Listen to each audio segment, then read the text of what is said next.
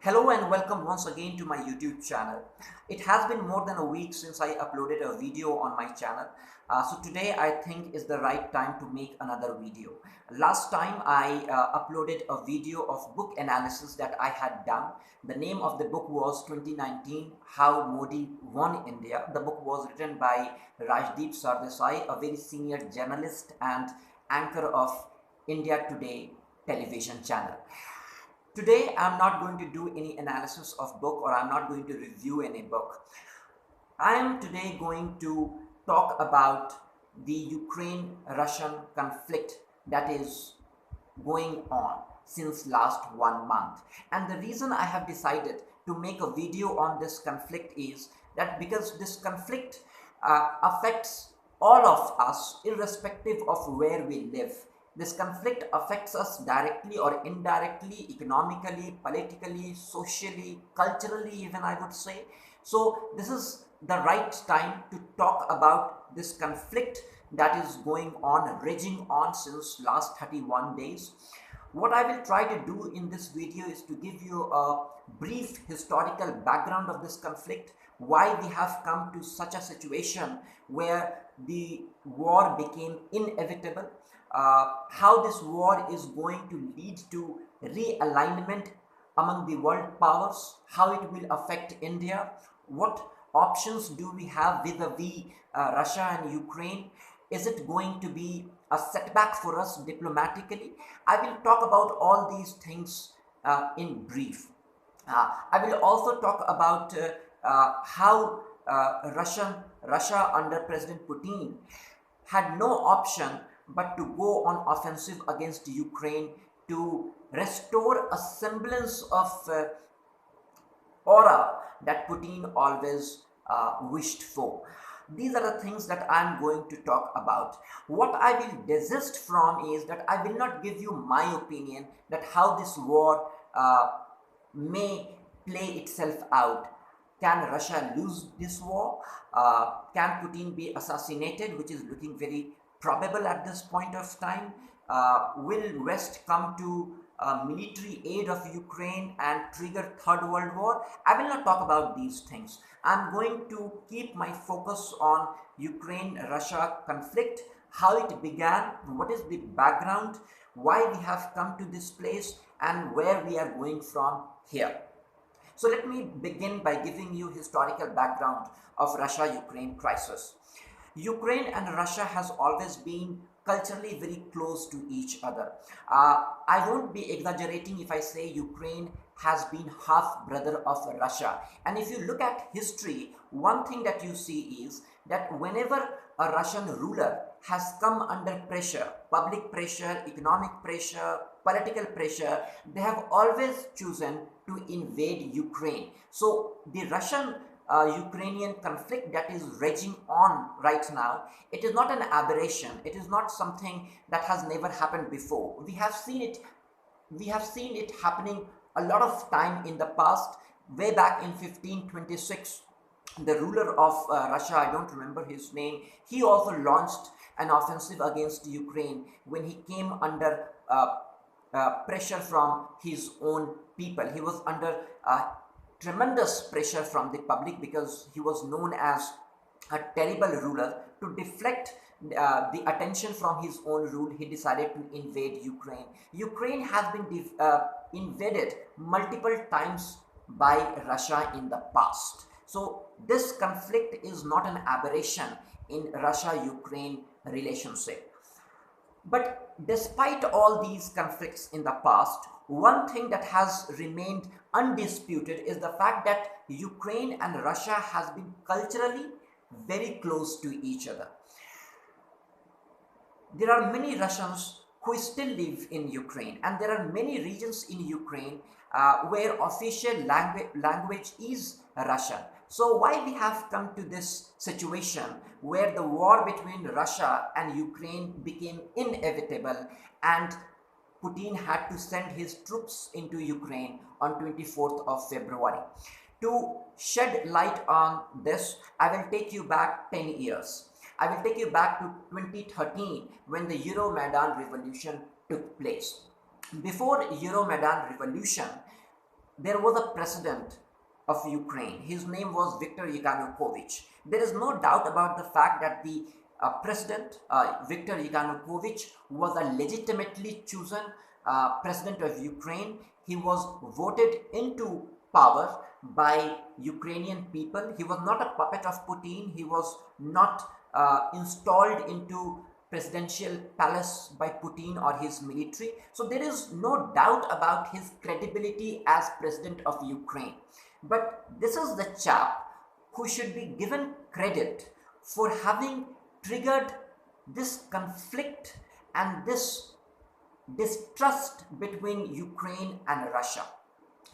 Before Viktor Yanukovych came to power, the common people of Ukraine, though they had absolutely no problem with Russia, there was no jingoism or xenophobia involved vis-a-vis Russia, but they were more aligned with the Western powers.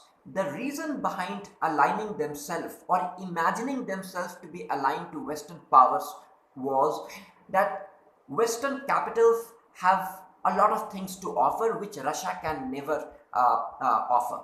Western powers have to offer economic stability which Russia cannot offer to its allies because it is in deep economic problems since a very long time. I would say Russia has not seen an economic ascendancy since last 30 years. Since USSR collapsed, Russia has not seen its glorious days of economic progress. Though Putin restored some respect for Russia, he was not able to turbocharge his economy. So Russia doesn't have much to offer to its ally economically. The second thing, Ukrainian people imagined themselves to be more aligned to the Western powers was because Western powers are democratic. Ukrainians have no respect for autocracy. They didn't have a personal grievance against Russia, but they did not see a role model in Putin. So when Viktor Yanukovych came to power, one thing was very clear, that though common people of Ukraine, they don't see Russia as an enemy, but they don't see Russia as a model either. But Viktor Yanukovych, ignoring all these facts, started embracing Putin. He was under tremendous pressure from Kremlin. He might have feared military invasion, and that's why he started pushing his country in the orbit of Russian sphere of influence. That decision of Viktor Yanukovych did not go down well with common Ukraine population, and they came out in large number that came to be known as Euromaidan Revolution. That Euromaidan Revolution was the starting of this conflict between Russia and Ukraine. Putin saw that revolution that was triggered by Viktor Yanukovych's decisions of taking his country in the orbit of Russian sphere of influence. Putin interpreted that protest as orchestrated by the West. Putin has certain psychological inbuilt defense mechanism. He never sees a protest as legitimate because he was a member of KGB, he has worked in the spy network. He always sees things cynically. So when people in Ukraine came out in large numbers, he saw that Western powers egging common Ukrainians to come out against Russia. He saw a conspiracy where none existed. Viktor Yanukovych was toppled. He had to take refuge in Russia, and Russia, in anger, decided to annex Crimea and Donbass region. Donbass is Donetsk and Luhansk. Donetsk and Luhansk region are primarily Russian-speaking regions. Putin said that I have to safeguard the interest of Russians and Russian-speaking people in Ukraine.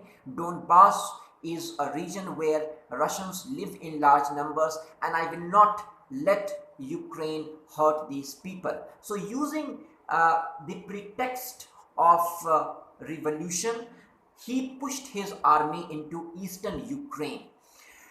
After the revolution, which was a very bloody revolution, many people were killed, and Russia used that opportunity, I would say, to flex its muscle in the neighborhood and push its army in the region. Uh, After annexing Crimea and Donetsk region, Russia and Ukraine decided to have a ceasefire because none at that time could have afforded a full-blown war. That agreement was done in the year 2015. Excuse me. That agreement came to be known as Minsk Agreement. Now, what was Minsk Agreement? Briefly, I will tell you what was Minsk Agreement. Minsk Agreement talked about ceasefire between Russia and Ukraine and handling the situation diplomatically, and it desisted both the parties from using force. Western powers asked Ukraine not to provoke Russia by trying to grab Donetsk region once again, Donbass region once again.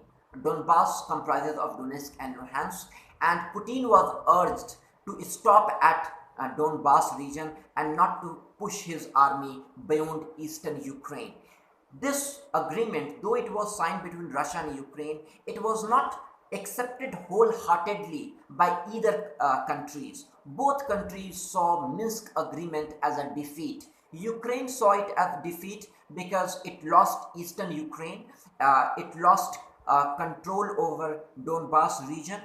Russia interpreted Minsk agreement as a defeat because it was not able to woo Ukraine away from Western powers. So though it had grabbed a huge chunk of land, its objective of stopping Ukraine from entering Western sphere of influence, that objective was not met, and Russia too saw it as defeat. Now, this is the beginning of the larger conflict in Ukraine today. That Minsk agreement was a recipe for disaster. It could not satisfy even one party.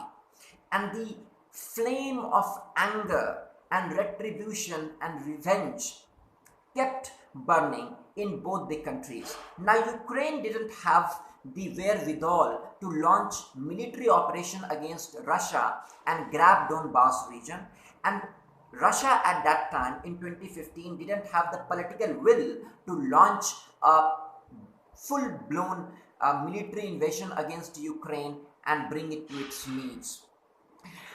Volodymyr Zelensky, when he became the president, he is a comedian turned president, he was seen by Russia as a soft president who could be molded in the image that Putin wished for, or he could be, bent to the will of Kremlin. But Volodymyr Zelensky, he defied all the odds and went on to become one of the most powerful leaders of Ukraine, who was not listening to anyone but only his people. Under his presidentship, Ukraine once again started asserting itself and moving closer to Western power. Now, this was seen as provocation by Putin. Ukraine was talking about joining NATO, that is North Atlantic Treaty Organization. North Atlantic Treaty Organization came into existence in 1948 when there was a Cold War going on between America and USSR.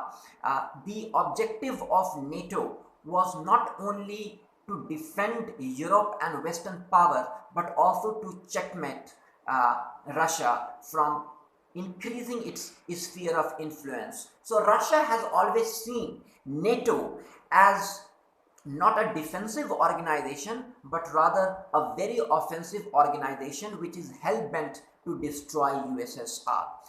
Under Zelensky, Ukraine started talking about joining NATO.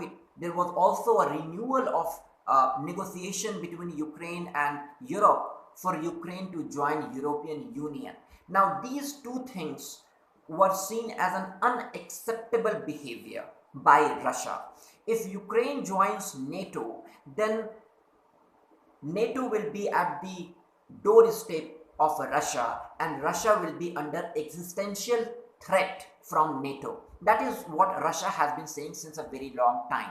It has objected to NATO pushing eastward.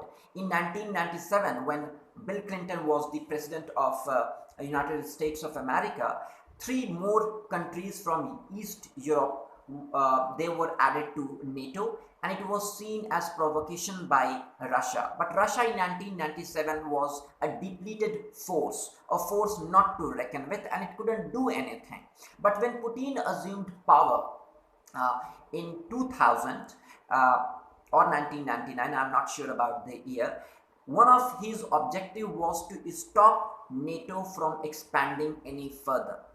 Even in 2008, just before he invaded Georgia, he had called upon leaders of United States of America and said that no Russian leader could accept NATO's expansion eastward. So in the very beginning, it was clear that Russia will not be able to accept if Ukraine joins NATO, because then Russia will see itself coming under existential threat. Now let me come to this situation where we are right now in 2022. I have given you a historical background of Ukraine-Russia conflict, how it began, what was the recipe for disaster that was made in 2015, the Minsk agreement, why Russia always saw Ukraine joining NATO as an existential threat for itself, why it was against it, how Zelensky was seen as a soft president who could be bent to the will of Kremlin, but he refused to. I have talked about these. I have given you a brief background of the conflict. So now I will come to 2022 when real invasion was launched. On 24th of February, Russia decided to launch what it called a special military operation against Ukraine. The objective of this war of Russia was to desist Ukraine from joining NATO and joining European Union and winning it back to Russia's sphere of influence. The other objective, as Putin said it in his address to the nation, was to denazify Ukraine. What is the meaning of denazifying Ukraine? Now look, there is a background to this story as well. During the Second World War, when the Nazi troops were pushing into Russia, when Russia came under real existential threat, Ukraine joined, not all of Ukraine, but there were many people in Ukraine who decided to fight on behalf of Germany because they didn't want to either die or to be obliterated. The Red Army was not capable of defending Ukraine against the Nazi troops. Russia was nowhere to be seen at that time, and the Nazi Hitler troops were pushing forward quite aggressively. So at that time, Ukrainians decided to join force with a country that it saw as going to be superpower in next few months. Of course, that was a wrong decision, but to use that historical fact to paint the entire Ukraine of today as Nazi supporter fascist is absolutely wrong. It's not only wrong, but it is an outright lie. So when Putin said that he is going into Ukraine to denazify Ukraine, he was indirectly referring to what happened Second World War. The other objective of Putin was to topple Zelensky and install a puppet government who will be more manageable by Kremlin. None of these objectives have been achieved till now. So where this war is going and how it is going to affect India and India's economy and India's diplomacy, I will come to that later, but first I will give you a brief detail about the war that has raged on for 31 days. On 24th of February, when the Russian troops moved into Ukraine, there was fear in the entire world that Russia will not only be able to crush Ukraine, but it will unleash a reign of terror, because Russia, it was believed, had huge military superiority over Ukraine. But within a couple of days, it was clear that Russian troops were struggling to invade Ukraine. So what happened in that first week of invasion? Putin's earlier estimate of winning Ukraine was 1 week. He thought that he will be able to capture Ukraine in 1 week, and Kiev will come under pressure to either surrender or to accept to terms of Kremlin. But within 1 week, when Russian troops move into Ukraine, one thing that baffled all the defense analysts and strategic experts was that Ukrainian army was not only giving a tough fight to Russians, but Russian progress, movement inside Ukraine halted. What was the reason? There were many reasons for that. Number one, Russia underestimated the will of people to fight back. Ukrainians, as I said earlier, they didn't want to be in the Russian sphere of influence because Russia didn't have anything to offer other than gas and oil. Ukrainians were looking for democracy and economic progress. Now, these are people who are willing to die but not surrender to Russia. So what do? You can't start killing people in thousands. So the entire calculation done by the mandarins in Kremlin, it came crashing down. They had hoped that Ukrainian people, many of them who are Russian speaking and they have families in Russia, they will support the invasion, but that didn't happen. So the war didn't go as per plan. The other reason why Russia could not make rapid progress inside Ukraine was the fact that Russian army, like Chinese army, depend heavily on conscripts. These conscripts, 17, 18, 19-year-old people, didn't have any idea where they are going. They were told that they are going for a military exercise, and when they were asked to move into Ukraine, they were shocked to know that they were being sent to war that nobody had briefed them about.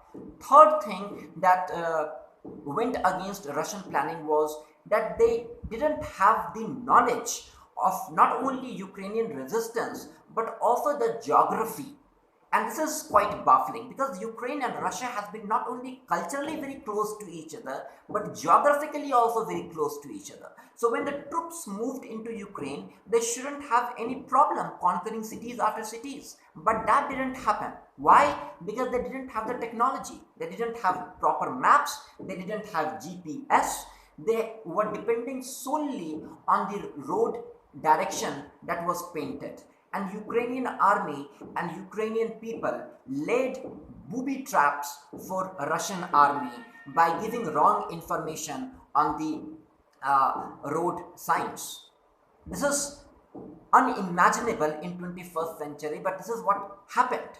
The third reason why Russia could not make huge progress militarily inside Ukraine was that it didn't have that firepower that is needed to crush a country within 15 days. In any war in 21st century, if you want to succeed militarily, then you need two things. First, you not only need huge firepower, but you also need a strong and stellar diplomacy. Until and unless you are able to influence public opinion not only in your country but all over the world, your special military operation, your war, it's not going to anywhere. So Russia made mistake on these fronts. It miscalculated resistance of common Ukrainians. It underestimated the pushback from the world. It thought that except Western world, the other countries, they will be having nothing to do with this conflict, but that was not true. Third miscalculation happened vis-a-vis sanctions. Russia has been sanctioned many a times in the past. It thought that Western powers will sanction it once again. It will ride out these sanctions by dipping its hand in the reserve it has created over last 20 years. So Russia has a reserve of more than $600 billion. But the problem was that this time the Western powers, they cut off Russia from their own reserve. Russia was not only cut off from the SWIFT bank payment, they were cut off from all the banking system in the modern world. So they were left alone completely. They were diplomatically isolated, they were militarily isolated. Now, how were they militarily isolated? Western powers, they said that they will not be coming to defense of Ukraine, come may what, because everyone knew that the moment Western powers will get involved in this conflict will graduate to Third World War. So they said that we are not going to come to rescue of Ukraine directly, but they said and they emphasized that they will be sending weapons to Ukraine, and these weapons will be very sophisticated and will be they will be able to take out, the Ukrainian army will be able to take out Russian military hardware quite easily. So you saw a lot of Stinger anti-tank missile which rained havoc on the Russian military. You saw anti-aircraft missiles which were very precise, and Russia was not prepared for it. So even after 31 days of conflict, Russia has not been able to establish, I will say it has not been able to secure the sky over Ukraine. So after 31 days, if a superpower or a self-proclaimed superpower is not able to even secure the airspace of a small country, small not in terms of geography but economy and military capacity, if Russia has not been able to secure the skies of Ukraine, it tells a story that how badly this war was miscalculated by Putin and his yes men.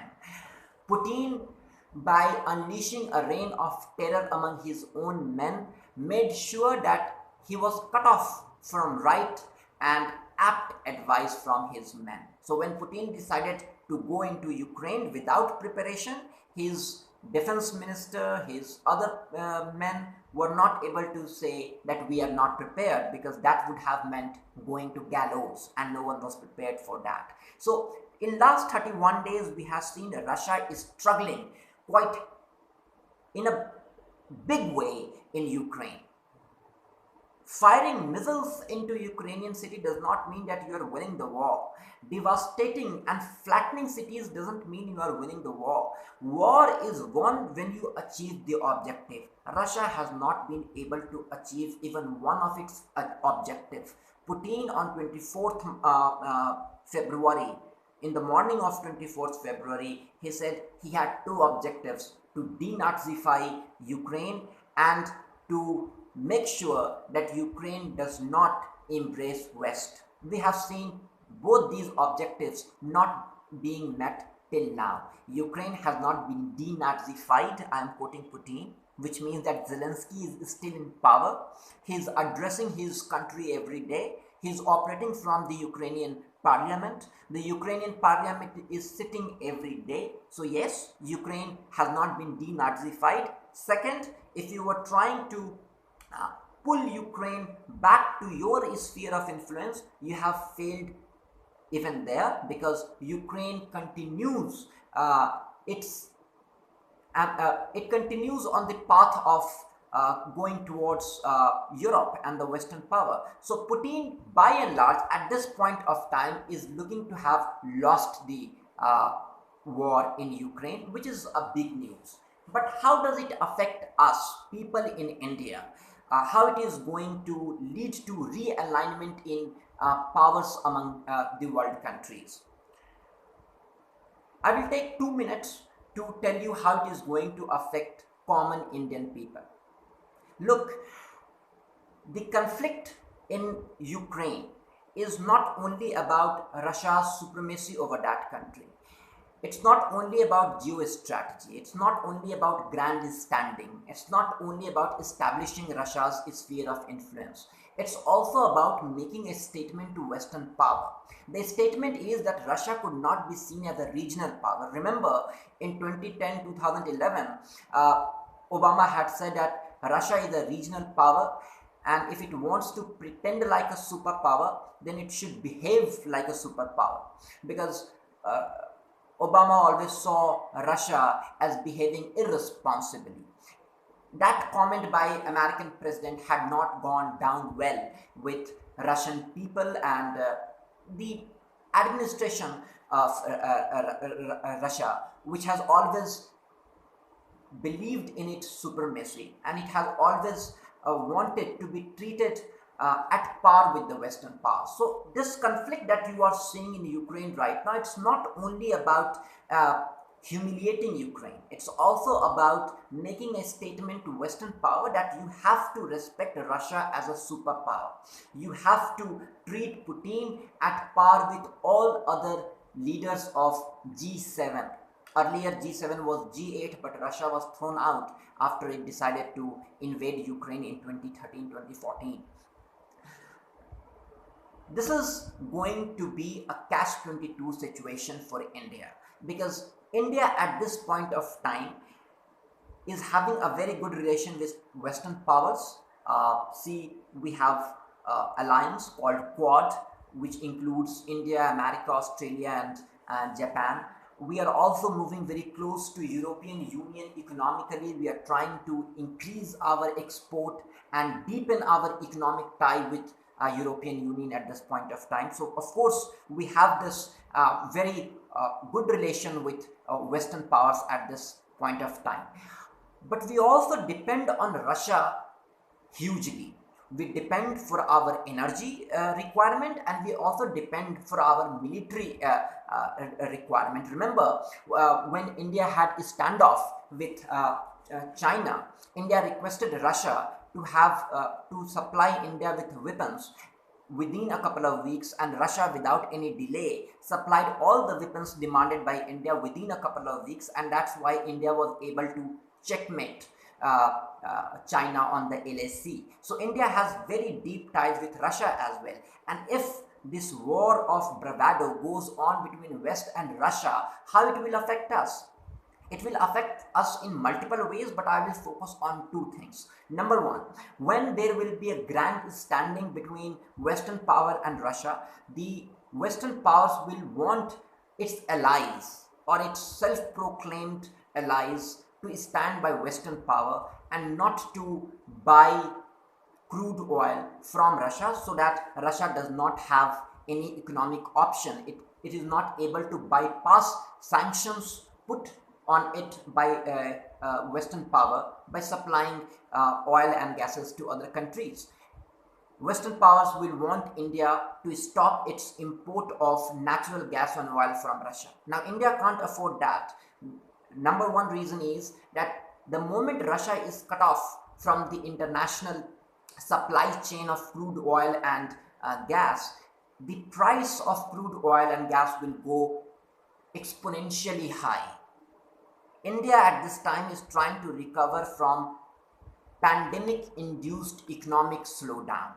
And if right now we cut off our import of oil and gas from Russia, then within 3 months we will have a payment of balance of payment crisis.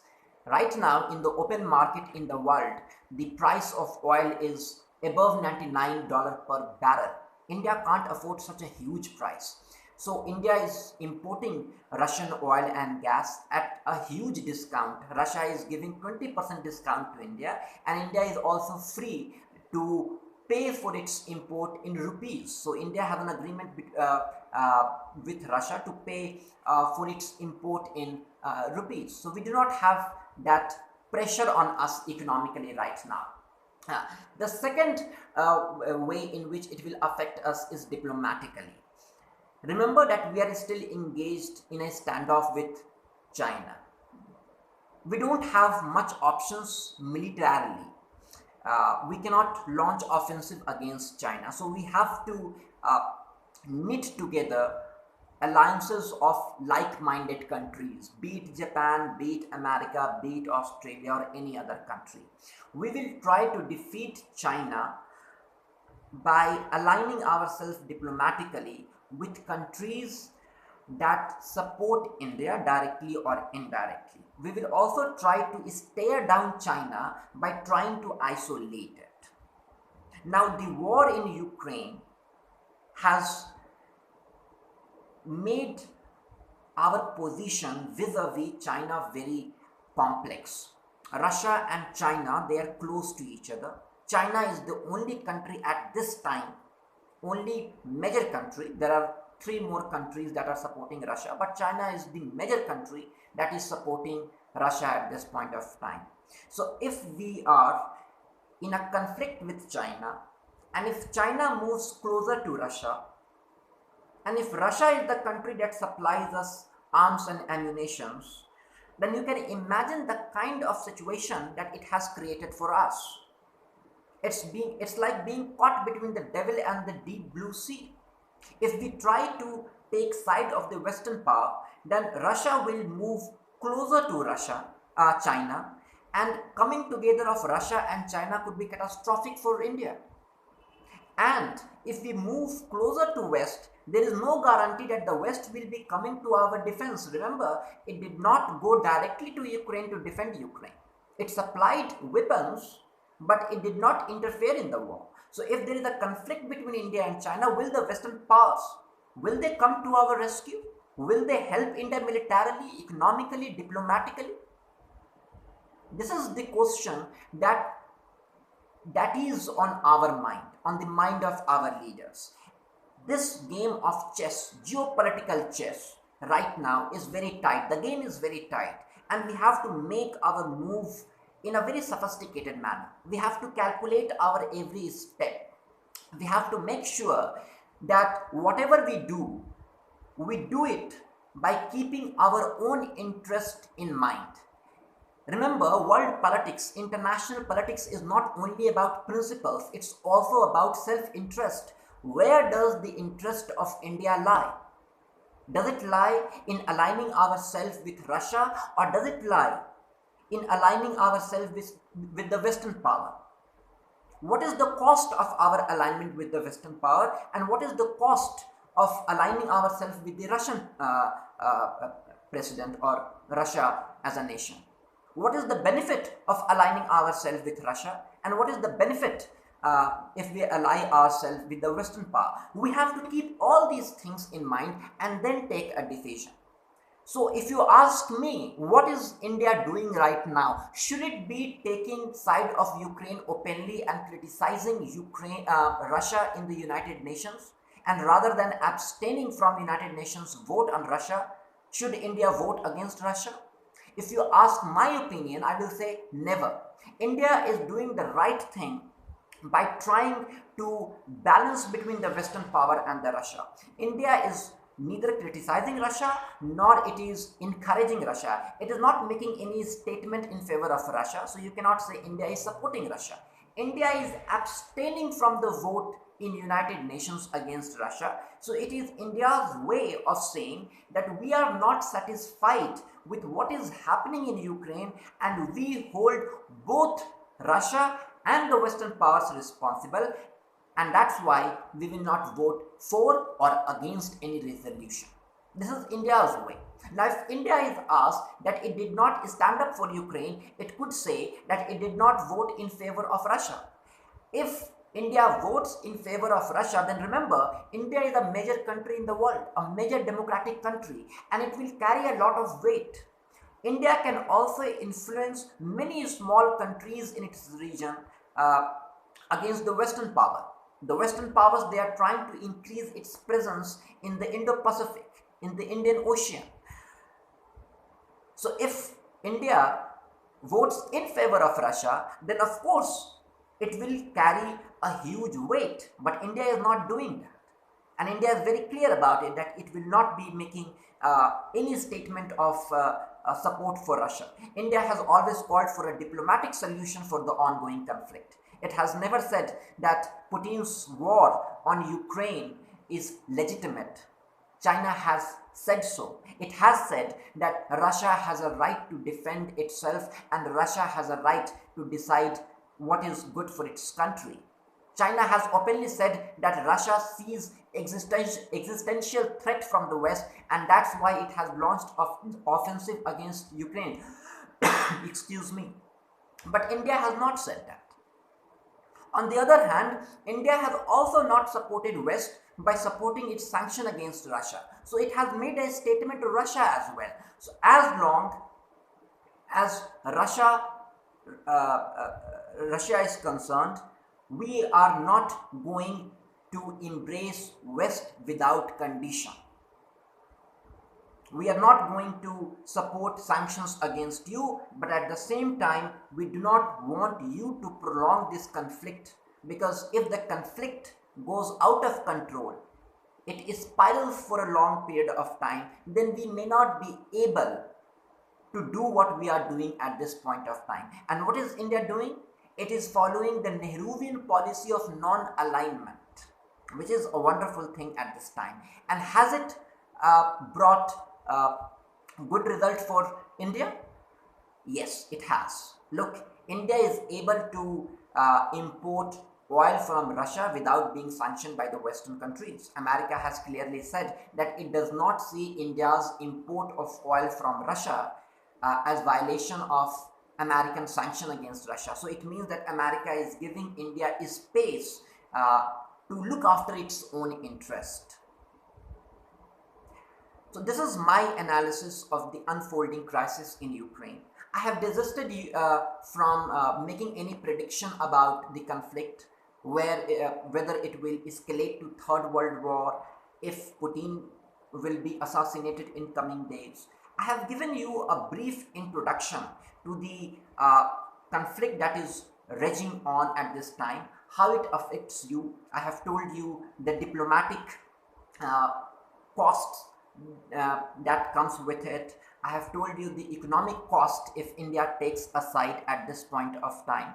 I have told you how difficult it is for India to juggle between the Western powers and Russia at this point of time. I have also talked in brief that how the Russian war directly or indirectly influence our stand vis-a-vis China. We are locked in a military standoff with them. So you have to look at this picture in a very holistic manner. It is not that you can see an event in isolation. You cannot see this conflict in isolation. You have to join the dots, and the dots begin in 2013, which I talked in the beginning of this video, how the policy of Viktor Yanukovych brought Ukraine to this situation that we are witnessing at this point of time. I also told you about the Minsk agreement that was not able to satisfy either countries, neither Russia nor Ukraine, how Putin's desire to expand Russia's sphere of influence has brought Russia in a conflict with Ukraine, how the Western powers are trying to desist Russia from indulging in mayhem in Ukraine any further, the ramifications of this war for India diplomatically and economically, and how common people of India, irrespective of which state you live, Tamil Nadu or Bihar, how you will feel the heat of this crisis in terms of rising fuel price, and what options your government has. So I will stop here because I don't want this video to be a very long. This video was an introduction to this conflict. I will make few more videos where I will keep my focus on a specific area. When I will talk about Ukraine-Russia conflict in another video, I will not be giving you all these details. I have given you these details, I have given you the historical backgrounds, I have talked about different dots that have to be joined to understand this conflict in its entirety. In my next video, I will not be doing this. I will be choosing a specific area like Putin's calculation, or where Russia is heading to under Putin, or how this war will redefine the geopolitical reality of the world. I will choose one topic, I will focus on that one particular topic, and I will not bring in lots of other detail. But in this video, it was very important to give you a brief idea about all these things so that you are able to see this conflict in its entirety. I know I'm repeating myself, but it is very important to keep repeating yourself. I wanted to give you details so that you see this conflict in its entirety and not in isolation. Remember, there is no text without a context. So this video was about laying a context. In my other videos, I will be talking about specific things. I will also talk about India's economic and diplomatic options, what India could do vis-a-vis Western powers and Russia. I will choose these one topic and talk exclusively about that topic without digressing and without bringing in other details. Thank you very much for watching, and if you like this video, don't forget to like it. Press the like button. You will not be charged for liking it. If you really liked it, then I will ask you to share it with your friends. If you didn't like it, then you can express your displeasure with it by pressing on the unlike button. If you have something to add, if you want to express your opinion about this video, do drop a comment, and you can of course mail me as well. My mail address is shreyanshvinod95@gmail.com. I hope this video was able to put a spotlight on the European conflict that is going to reshape the geopolitics of 21st century. Once again, I thank you all for watching it. Keep watching my videos and do subscribe my channel. Thanks once again, and bye-bye.